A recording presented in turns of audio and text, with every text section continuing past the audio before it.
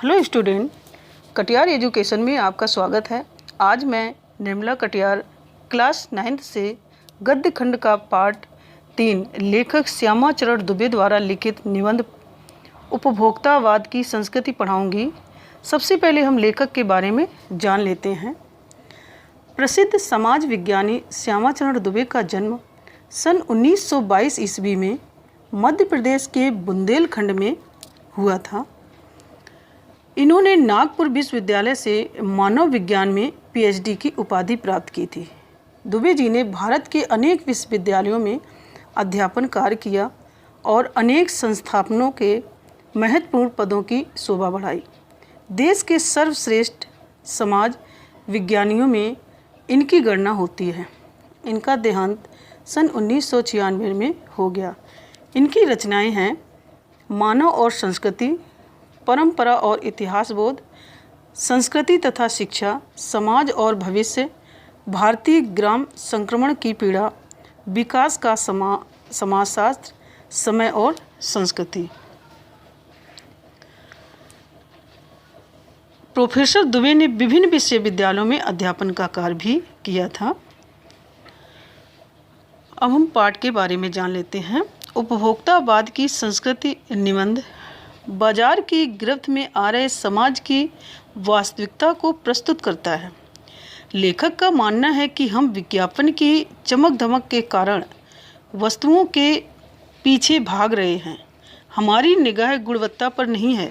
संपन्न और अभिजन वर्ग द्वारा प्रदर्शनपूर्ण जीवन शैली अपनाई जा रही है, जिससे समाज जनजीवन की ललचाई निगाहों से देखते हैं।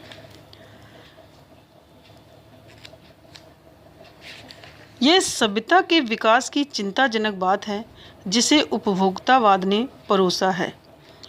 लेखक की यह बात महत्वपूर्ण है कि जैसे जैसे हम दिखावे की संस्कृति फैलेगी, सामाजिक अशांति और विषमता भी बढ़ेगी। उपभोक्ता में बाद में लेखक कहते हैं कि आज की उपभोक्तावादी संस्कृति हमारे दैनिक जीवन को पूरी तरह से प्रभावित कर रही है। हम वही खाते पीते और पहनते ओढ़ते हैं जो आज के विज्ञापन दिखाते हैं। उपभोक्तावादी संस्कृति के फलस्वरूप हम उन्हीं चीज़ों को पसंद करते हैं और उन्हीं चीज़ों के धीरे धीरे उपभोगों के गुलाम बन जा रहे हैं। हम अपनी आवश्यकताओं को अनावश्यक रूप से बढ़ाते जा रहे हैं। कुछ लोग तो केवल दिखावे के लिए महंगी घड़ियाँ, कंप्यूटर आदि खरीद रहे हैं। दिखावे के नाम पर हम 5 सितारा संस्कृति के गुलाम होते जा रहे हैं। इस संस्कृति का सबसे बुरा प्रभाव हमारे सामाजिक संबंधों पर भी पड़ रहा है। देखो, अब लेखक कहना चाह रहे हैं कि सबसे ज़्यादा उपभोक्तावादी संस्कृति के सबसे ज़्यादा हमारे सामाजिक संबंधों पर पड़ रहा है।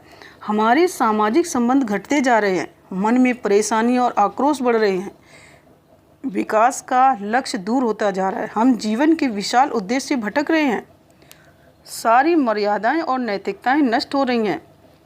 मनुष्य स्वार्थी होता जा रहा है। अब इसमें लेखक समझाना चाहते हैं, लेखक कहते हैं कि गांधी जी की सामाजिक मर्यादाओं द्वारा तथा नैतिकता के पक्षधर थे। गांधी जी सामाजिक मर्यादाओं तथा नैतिकता के पक्षधर थे। वे सादा जीवन, उच्च विचार के समर्थक थे। वे चाहते थे कि समाज में आपसी प्रेम और लगाव बढ़े, लोग संयम और नैतिकता का आचरण करें। उपभोक्तावादी संस्कृति इस सब के विरुद्ध चलती है। वह भोग को अग्रसर करती है और नैतिकता तथा मर्यादा को समाप्त कर देती है। गांधी जी चाहते थे कि हम भारतीय अपनी संस्कृति पर कायम रहें, अर्थात अपनी नींव को न त्यागें। किंतु आज उपभोक्तावादी संस्कृति के नाम पर हम अपनी संस्कृति की पहचान को भी खोते जा रहे हैं। इसलिए उन्होंने उपभोक्तावादी संस्कृति को हमारे समाज के लिए चुनौती कहा है। अब उपभोक्तावादी का सामान्य रूप से अर्थ होता है उपयोग को अंतिम सत्य मानने वाला। उपभोग यानी भोग की वस्तुओं को अंतिम सत्य मानने वाला। अब हम पाठ पढ़ते हैं। धीरे धीरे सब कुछ बदल रहा है। एक नई जीवन शैली अपना वर्चस्व स्थापित कर रही है। उसके साथ आ रहा है एक नया जीवन दर्शन, उपभोक्तावाद का दर्शन। उत्पादन बढ़ाने पर जोर है। चारों ओर यह उत्पादन आपके लिए, आपके भोग के लिए है, आपके सुख के लिए है। सुख की व्याख्या बदल गई है। उपभोग, भोग ही सुख है। एक सूक्ष्म बदलाव आया है। नई स्थिति में उत्पाद तो आपके लिए है, पर आप यह भूल जाते हैं कि जाने अनजाने आज के माहौल में आपका चरित्र बदल रहा है और आप उत्पाद को समर्पित होते जा रहे हैं। देखिए, लेखक इसमें कहना चाहते हैं कि आज का जो जीवन है वो जीवन जीने का एक नया तरीका हम पर हावी हो रहा है। उसी के साथ उपभोक्तावाद की नई विचारधारा भी हमारे जीवन में प्रवेश कर रही है। इसीलिए आज चारों तरफ उत्पादन बढ़ाने पर बल दिया जा रहा है। आज सुख का अर्थ बदल गया है। लोग खाने पीने और नाना प्रकार की वस्तुओं का उपभोग करने को ही सच्चा सुख समझने लगे हैं। उपभोग को ही जीवन का उद्देश्य मानना, इसका दर्शन यह है कि मनुष्य भोग के लिए जीवित रहता है। विलासिता की सामग्रियों से बाजार भरा पड़ा है, जो आपको लुभाने की जो जी तोड़ कोशिश में निरंतर लगी रहती है। दैनिक जीवन में काम आने वाली वस्तुओं को ही लीजिए। टूथपेस्ट चाहिए, यह दांतों को मोती जैसा चमकीला बनाता है, यह मुंह की दुर्गंध हटाता है, यह मसूड़ों को मजबूत करता है और यह संपूर्ण सुरक्षा देता है। वह सब करके जो 3-4 टूथपेस्ट अलग अलग करते हैं, किसी पेस्ट का मैजिक फार्मूला है, कोई बबूल या नीम के गुणों से भरपूर है, कोई ऋषि मुनियों द्वारा स्वीकृत तथा मान्य वनस्पति और खनिज तत्वों के मिश्रण से बना है। जो चाहे चुन लीजिए। देखिए, आज की जो वस्तुएं हैं, आज बाजारों में जीवन के लिए आवश्यक वस्तुओं के स्थान पर शारीरिक सुख की सुविधा प्रदान करने वाली वस्तुएं भरी पड़ी हैं। आप बाजार की तरफ जाएंगे, वहाँ पर ऐसी ऐसी आकर्षित करने वाली वस्तुएं दिखती हैं कि इन वस्तुओं की निर्माता कंपनियां ग्राहकों को आकर्षित करने के लिए दिन रात प्रसन्न करती रहती हैं। टूथपेस्ट को लीजिए, हर पेस्ट में एक नई विशेषता बताई जाती है। कोई पेस्ट दांतों को मोती जैसा चमकीला बनाता है, तो कोई मुंह की दुर्गंध को दूर कर देता है। यदि इस प्रकार ग्राहक का मतलब होता है उपभोक्ता के सामने ढेरों विकल्प परोस दिए जाते हैं। बाजार में नई नई सुविधा प्रदान करने वाली अनेक वस्तुएं आती हैं और उसकी तरफ हम आकर्षित होकर के उन वस्तुओं को खरीद लेते हैं। अब इन चीज़ों से ये क्या या कैसा ये पेस्ट अच्छा है, तो ब्रश भी अच्छा होना चाहिए, आकार है, रंग, बनावट, पहुंच और सफाई की क्षमता में अलग अलग एक से बढ़कर एक। मुंह की दुर्गंध को बचाने के लिए माउथ वॉश भी चाहिए। सूची भी लंबी हो सकती है, पर इतनी चीज़ों का भी बिल काफ़ी बड़ा हो जाएगा, क्योंकि आप शायद बहुविज्ञापित हैं और कीमती ब्रांड खरीदना ही पसंद करें। सौंदर्य प्रसाधनों की भीड़ तो चमत्कृत कर देने वाली है। इसमें नए नए उत्पाद जुड़ते जाते हैं। साबुन ही देख लीजिए। अब लेखक कहते हैं कि देखो, बाजार में जितनी वस्तुएं हैं बहुत ही आकर्षक करने वाली हैं। अब साबुन को ही देख लीजिए, एक में हल्की खुशबू है, दूसरे में तेज। एक दिन भर आपके शरीर को तरोताज़ा रखता है, दूसरा पसीना रोकता है, तीसरा जर्म से आपकी रक्षा करता है। ये लीजिए सिने स्टार के सौंदर्य का रहस्य। उनका मनपसंद साबुन सच्चाई का अर्थ समझना चाहते हैं। यह लीजिए शरीर को पवित्र रखना चाहते हैं। यह लीजिए शुद्ध गंगा जल में बनी साबुन। चमड़ी को नर्म रखने के लिए यह लीजिए महंगी है, पर आपके सौंदर्य में निखार ला देगी। संभ्रांत महिलाओं के ड्रेसिंग टेबल पर 30-30 हज़ार की सौंदर्य सामग्री होना तो मामूली बात है। आज के दौर में आप देख लीजिए कि जो औरतों के ड्रेसिंग टेबल होते हैं, वहाँ पर देख लो कम से कम 30-30 हज़ार की सिर्फ एक सुंदर दिखने वाली सामग्रियाँ ही इकट्ठी हो जाती हैं। पेरिस से परफ्यूम मंगवाएं, इतना ही और खर्च हो जाएगा। यह प्रतिष्ठा चिन्ह है। समाज में आपकी हैसियत जताते हैं। पुरुष भी इस दौड़ में पीछे नहीं है। लेखक कहना चाहते हैं कि इसमें स्त्रियां ही नहीं बल्कि पुरुष भी इस दौड़ में बहुत आगे हैं।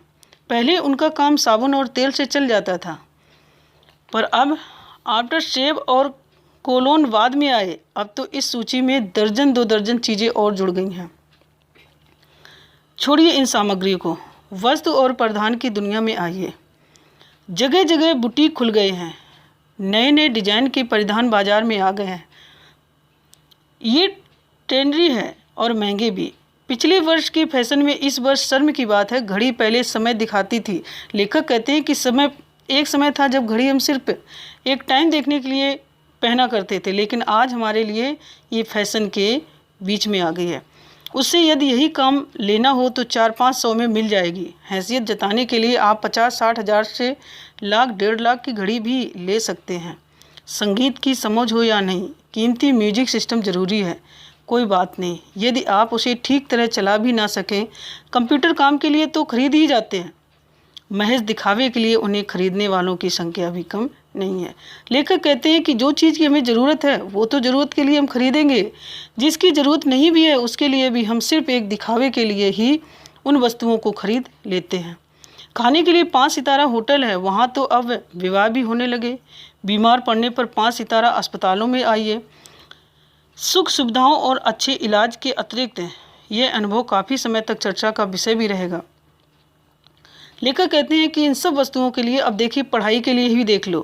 पहले हम सरकारी स्कूल में पढ़ा करते थे, लेकिन आज हम 5 सितारा पब्लिक स्कूल में पढ़ते हैं।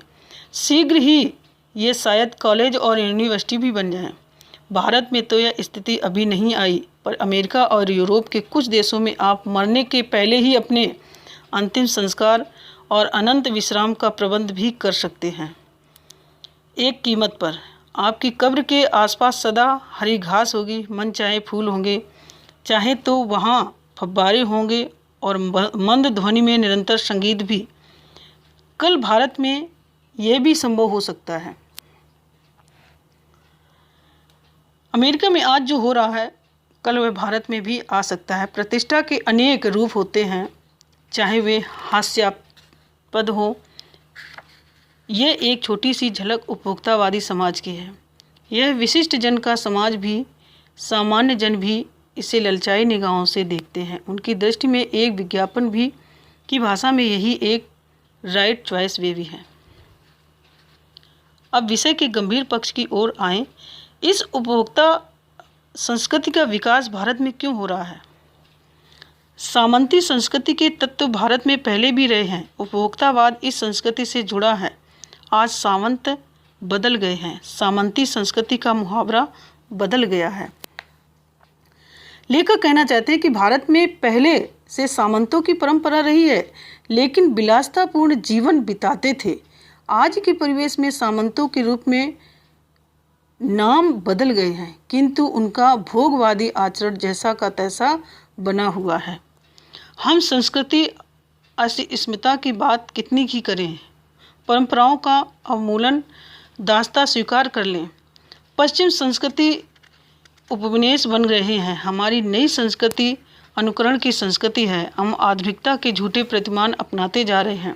प्रतिष्ठा की अंधी प्रतिस्पर्धा में जो अपना है उसे खोकर छद्म आधुनिकता की गिरफ्त में आते जा रहे हैं। जब कोई धनी विजेता एक दूसरे देश में अपनी जीवन शैली थोपता है और वहाँ के लोग उसे अपनाकर अपनी पहचान भूल जाते हैं, तब वह देश विजेता देश का संस्कृति उपनिवेश कहलाता है। संस्कृत की नियंत्रक शक्तियों के क्षीण हो जाने के कारण हम दिग्भ्रमित हो रहे हैं। हमारा समाज ही अन्य निर्देशित होता जा रहा है। विज्ञापन और प्रसार के सूक्ष्म तंत्र हमारी मानसिकता बदल रहे हैं। उनमें सम्मोहन की शक्ति है, वशीकरण की भी है। अंततः इस संस्कृति के फैलाव का परिणाम क्या होगा, यह गंभीर चिंता का विषय है। हमारे सीमित संसाधनों का घोर अपव्यय हो रहा है। जीवन की गुणवत्ता आलू के चिप्स से नहीं गुजरती, न बहु विज्ञापित शीतल पेयों से। भले ही वे अंतर्राष्ट्रीय हों, पिज़्ज़ा और बर्गर कितने ही आधुनिक हों, हैं वे कूड़ा खाद्य। समाज में वर्गों की दूरी बढ़ रही है, सामाजिक सरोकारों में कमी आ रही है। जीवन स्तर का यह बढ़ता अंतर आक्रोश और अशांति को जन्म दे रहा है। जैसे जैसे दिखावे की यह संस्कृति फैलेगी, सामाजिक अशांति भी बढ़ेगी। हमारी सांस्कृतिक अस्मिता का हास तो हो ही रहा है। हम लक्ष्य भ्रम से भी पीड़ित हैं। विकास के विराट उद्देश्य पीछे हट रहे हैं। हम झूठी तुष्टि के तत्कालिक लक्ष्यों का भी पीछा कर रहे हैं। मर्यादाएं टूट रही हैं, नैतिक मानदंड ढीले पड़ रहे हैं, व्यक्ति केंद्रितता का बढ़ रही है, स्वार्थ परमार्थ पर हावी हो रहा है, भोग की आकांक्षाएं आसमान को छू रही हैं। किस बिंदु पर रुकेगी यह दौड़? गांधी जी ने कहा था कि हम स्वस्थ सांस्कृतिक प्रभावों के लिए अपने दरवाजे खिड़की खुले रखें, पर अपनी बुनियाद पर कायम रहें। उपभोक्ता संस्कृति हमारी सामाजिक नींव को हिला रही है। ये एक बड़ा खतरा है। भविष्य के लिए यह एक बहुत बड़ी चुनौती है। लेखक इसको पूरी तरह से कहते हैं कि जैसे जैसे दिखावे में यह संस्कृति फैलेगी, सामाजिक अशांति भी बढ़ेगी। हमारी संस्कृति पूरी तरह से दिखावे की संस्कृति होती जा रही है। हमारी सामाजिक नींव को उपभोक्तावादी संस्कृति से खतरा है, क्योंकि उपभोक्तावादी संस्कृति ने भारत के समाज को व्यक्तिवादी बना दिया है। लोग अपने सामाजिक सरोकारों को भूलते जा रहे हैं। हमारी नैतिकता, मर्यादाएं नष्ट होती जा रही हैं। यह हमारे समाज के लिए बहुत बड़ा खतरा है। इसका आशय यही निकलता है कि किसी भी संस्कृति से प्राप्त होने वाले वे गुण जो हमारे जीवन को सुदृढ़ तथा मजबूत बनाते हैं, यही है हमारी उपभोक्तावाद वाली संस्कृति। धन्यवाद।